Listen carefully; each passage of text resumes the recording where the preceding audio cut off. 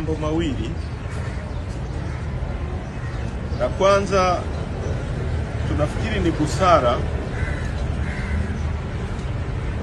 hii kesi kufutwa, kwa sababu ni kesi ambayo kiukweli tunapoisikiliza inapoteza muda, inapoteza rasilimali za nchi, na ni kesi ya uongo, ya kubumba, na inasababishia hasara taifa kubwa. Lakini pili, hii kesi ita-expose mambo mengi.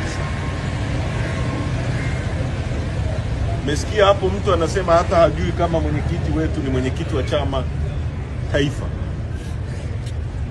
Ni vitu vya kushangaza sana. Ni vitu vya ajabu kweli kweli.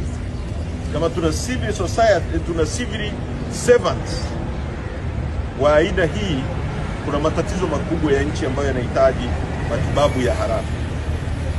La pili la muhimu, ambalo nimelisema mara zote na nitalisema mara zote, kukosoa serikali sio kosa.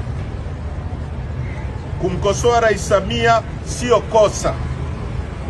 Kama hataki kukosolewa, aache kazi za kuongoza nchi yetu, akae nyumbani kwake.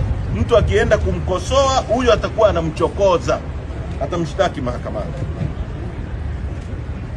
Vitendo vya kuendelea kuteka watu kwa sababu wanaikosoa serikali, kwa sababu wanakosoa mwenendo wa serikali na wanamkosoa rais, havikubaliki na hatutavikubali, na iko siku watajibu, hata wakiwa wazee. Hata waliojiwekea kinga, tutaziondoa hizo kinga.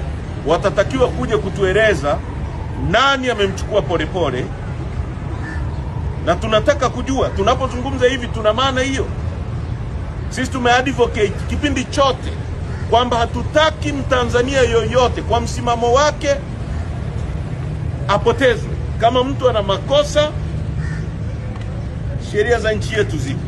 Tunataka kujua nani hawa ambao wameteka watu kwa siku 11 mfululizo, kwa siku kuanzia tarehe 1 mpaka leo, karibia watu 15. Na jana usiku kuna kijana amechukuliwa tena huko Tabata, akiwemo kiongozi wa juu kabisa wa Chama cha Mapinduzi, Humphrey Polepole. Na jambo la ajabu ni kwamba level ya unafiki, hypocrisy kwenye nchi ni ya hali ya juu sana. Kwamba watu waliofanya kazi na Humphrey Polepole serikalini, CCM, akiwa mkuu wa wilaya, akiwa barozi, hakuna hata mtu mmoja amejitokeza kutaka kujua whereabout ya Humphrey Polepole. Hii ni nchi gani? Kama a high profile person ambaye amekuwa mjumbe wa NEC wa CCM, amekuwa kiongozi wa kitaifa, mjumbe wa kamati kuu ya CCM, amekuwa barozi kwenye nchi yetu, ana kiapo cha nchi yetu, anapotea tu kama kuku. Wewe mwandishi wa habari, una hali gani ukikosana na hawa watu wenye mamlaka? Mfanyakazi wa mahakama hapa ana hali gani?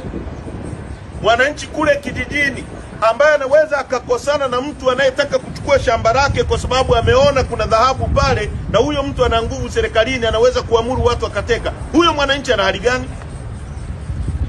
Hatutanyamazia utekaji. Kwa nataka kutumia nyie niwaambie serikali, tunataka tujue hawa watu wanaochukuliwa wako wapi, na wajue kwamba hii nchi haiko in isolation. Haya mambo hayatanyamaziwa na hayataisha hivi. Asanteni sana.